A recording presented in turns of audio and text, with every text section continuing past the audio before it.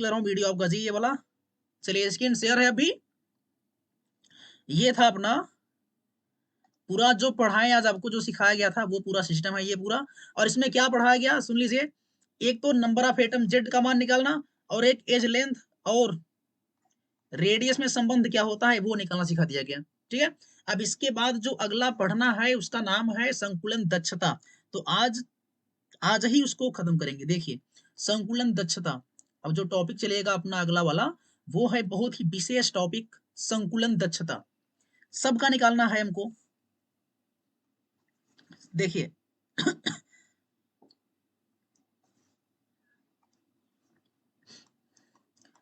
संकुलन दक्षता ये था, और इस चीज को बोलते हैं पैकिंग फ्रैक्शन। इसका नाम होता है पैकिंग फ्रैक्शन। एक न्यू टॉपिक है, वही एससीसी बीसीसी एफसीसी वही चीजें हैं। एक नया टॉपिक है पैकिंग फ्रैक्शन, संकुलन दक्षता। लाइव आने के बाद तुरंत सब लोग कनेक्ट हो जाया करिए। अभी देखिए और लोग नहीं आ पाए फिर भी दिक्कत होगा फिर। चलिए देखिए पैकिंग फ्रैक्शन क्या होता है। देखिए जैसे अगर मैं कहूं कि अपने पास कोई यूनिट सेल है, ठीक है, एक आप देख लीजिए ये था यूनिट सेल, और इसमें छोटे छोटे परमाणु हैं। देखो ये एक परमाणु हो गया, अगला परमाणु यहाँ पर है, यहाँ पर है, पीछे भी परमाणु है, सब परमाणु भरे हैं। अब सभी परमाणु मिल करके जितना स्थान इसका घेर लेंगे ना, सभी परमाणु मिल करके इस पूरे क्यूब का, जो क्यूब है उस क्यूब का जितना एरिया घेर लेंगे, कवर कर लेंगे, उसी का नाम होता है पैकिंग फ्रैक्शन एटा। किसी भी क्रिस्टल में परमाणुओं के द्वारा घेरा गया स्थान एटा कहलाता है। क्रिस्टल में परमाणुओं के द्वारा घेरा गया स्थान संकुलन दक्षता या संकुलन क्षमता कहलाता है, जिसको पैकिंग फ्रैक्शन कहते हैं, कि कितना एरिया घेरा गया है।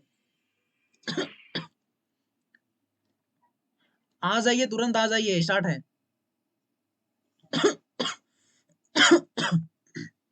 ठीक है। पैकिंग फ्रैक्शन माने क्या था कि किसी क्रिस्टल जालक में या किसी इकाई कोष्ठिका में परमाणुओं के द्वारा, मैं लिख दे रहा हूं आपके लिए फायदा रहेगा, लिख लेंगे इसको, स्क्रीनशॉट ले लेंगे। किसी इकाई कोष्ठिका यानी कि यूनिट सेल, किसी यूनिट सेल में परमाणुओं के द्वारा, ठीक है, एटम्स के द्वारा घेरा गया स्थान,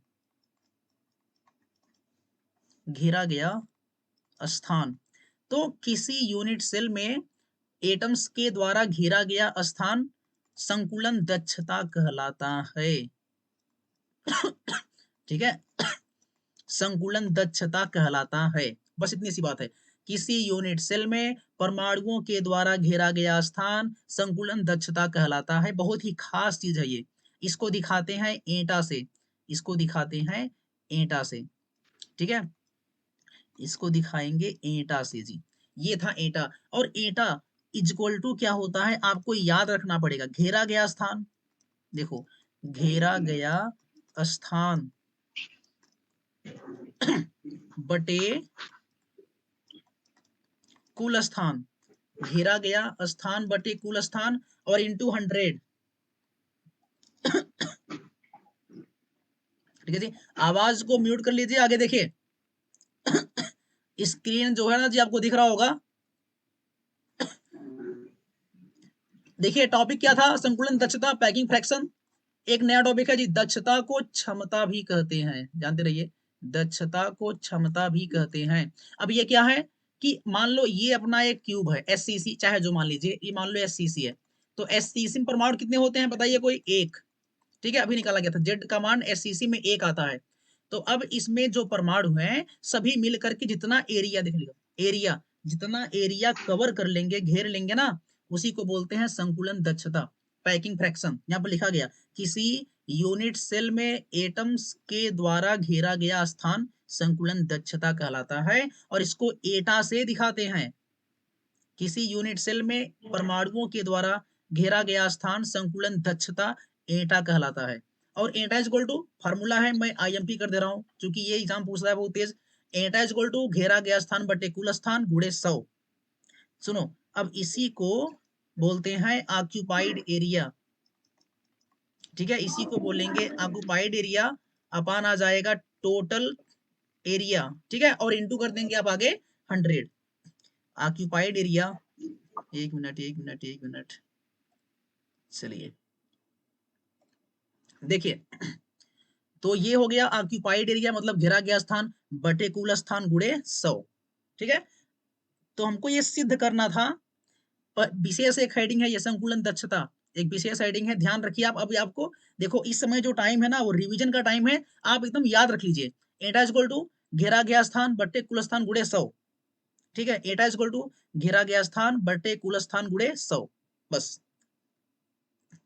अब देखिए, अब इसी को मैं यूज कर रहा हूं, एक मिलेगा फार्मूला, उसको भी आपको याद करना पड़ेगा, सुनो कैसे।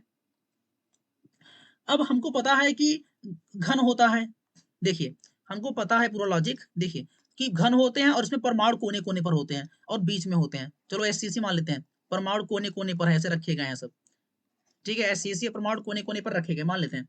तो एटा का जब मान निकालोगे, अब घेरा गया स्थान मतलब क्या समझते हो कि कितना स्थान घेरे हैं, कौन घेरेगा, परमाणु घेरेगा, परमाणु कैसा होता है, गोला होता है, गोले का आयतन 4/3 पाई आर क्यूब, ठीक है, एक स्फीयर का जो वॉल्यूम होगा 4/3 पाई आर क्यूब, याद करना पड़ेगा।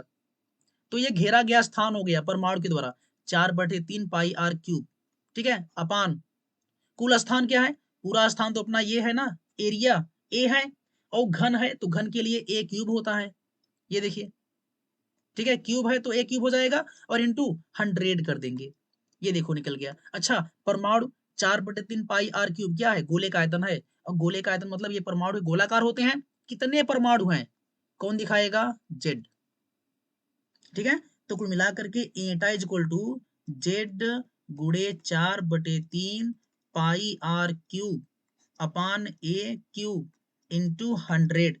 तो ये ना ये एक विशेष फॉर्मूला है, दो मिले फॉर्मूले आपको यहाँ पर, Z into 4/3 4/3 pi are cube upon A cube into 100, ठीक है, इससे निकालेंगे आप एटा का मान, किसी के लिए निकाल सकते हो, घेरा गया स्थान बटे कुल स्थान इंटू 100, ठीक है, इस प्रकार से निकालेंगे। तो मैं आज तुरंत एक दिखाऊंगा आपको कि आप कैसे निकालोगे, ठीक है जी। और आप लोग समय से आ जाया करिए, समय से आप लोग आते हैं लेट हो जाता है, इसलिए समय से आ जाया करिए, वरना क्लास चल जाएगा, फिर आपको रिकॉर्ड मिलेगा, चलिए फिर भी रिकॉर्ड मिलेगा आपको। देखिए, मैं अगर एससीसी की बात करूं, चलो आप लोग ध्यान रखिए कि एससीसी में जेड का मान 1 आया था और ए इक्वल टू 2 आर आया था, इतना पता होगा आपको, जेड का मान 1 और ए इक्वल टू 2 आर। देखिए, अगर मैं एटा की बात करूं, formula Z into 4/3 pi are cube upon A cube, ऐसे ही आपको याद करना पड़ेगा, ठीक है। अब देखिए फिर यहां निकालते हैं, एटा इक्वल टू जेड का मान 1 है, यहां पर 1 into 4/3 pi are cube upon A cube है, लेकिन ए का मान क्या है 2 आर, रखो यहाँ पर, तो 2 आर का होल क्यूब जाएगा, और इंटू 100, देखो क्या क्या कटेगा उसको हटा रहे हैं, पहले मैं आपको एक, चलो चेंज कर लेते हैं, और चेंज करने के बाद थोड़ा सा इसको छोटा कर लेते हैं, फिर आपको दिखे कौन कट रहा है।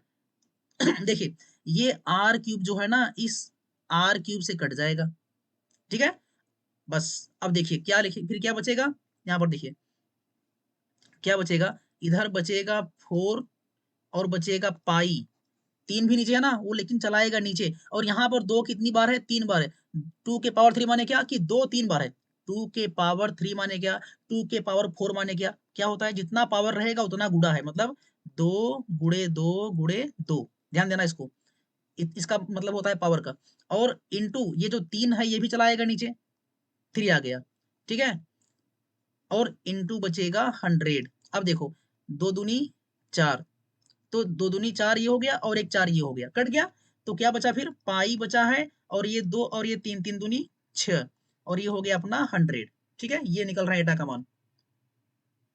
थोड़ा इसको नीचे कर दूं, आपको दिखा दूं, देखो क्या होगा। सुनिए, अगर आप निकालेंगे फिर से आप एटा का मान यहीं पर, तो पाई का मान 3.141 होता है, और गुड़े 100 और बटे 6, कटा दीजिए बढ़िया से, कटा करके आप देख लेंगे ना, तो ये आ जाएगा 52, ठीक है, कुछ पॉइंट में आया, कुछ से मतलब है नहीं, क्योंकि परसेंट में आ रहा है, 100 था ना, परसेंट में आएगा। तो एटा का मान हो गया 52%। किसके लिए? एससीसी के लिए। एससीसी के लिए एटा का मान 52%। याद रखना जी आपको, एक काम मैं कर दिया आज तुरंत। देख लीजिए, पूरा जो आपका सिस्टम था वो यहाँ पर है, आप इसका स्क्रीनशॉट निकाल सकते हो। यहाँ से पैकिंग फ्रैक्शन की शुरुआत हुई थी, थोड़ा और छोटा, पैकिंग फ्रैक्शन की शुरुआत हुई थी,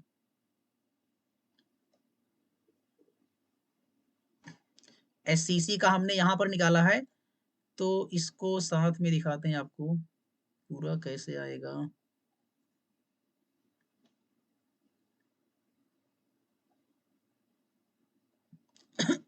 चलो यहाँ से है जी, एससीसी का जो पूरा कहानी है वो यहाँ से है, ये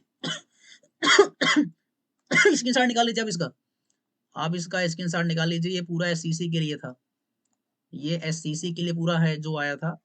कितना आएगा? 52% आएगा। और आपको पता होगा कि वाइट्स कैसे निकालते हैं, जितना परसेंट आएगा 100 से घटा देंगे, 100 माइनस 52% कितना आ जाएगा? 48%। तो इसको वाइट्स कहते हैं, रिक्ति बोलते हैं, भी निकल जाएगा एससीसी के लिए। ठीक है, हो गया स्क्रीनशॉट, ऊपर देख लीजिए, उसका भी निकाल लीजिए आप एक बार, वैसे रिकॉर्ड तो हो रहा है। ये था संकुलन दक्षता, यहाँ पर संकुलन दक्षता, पैकिंग फ्रैक्शन।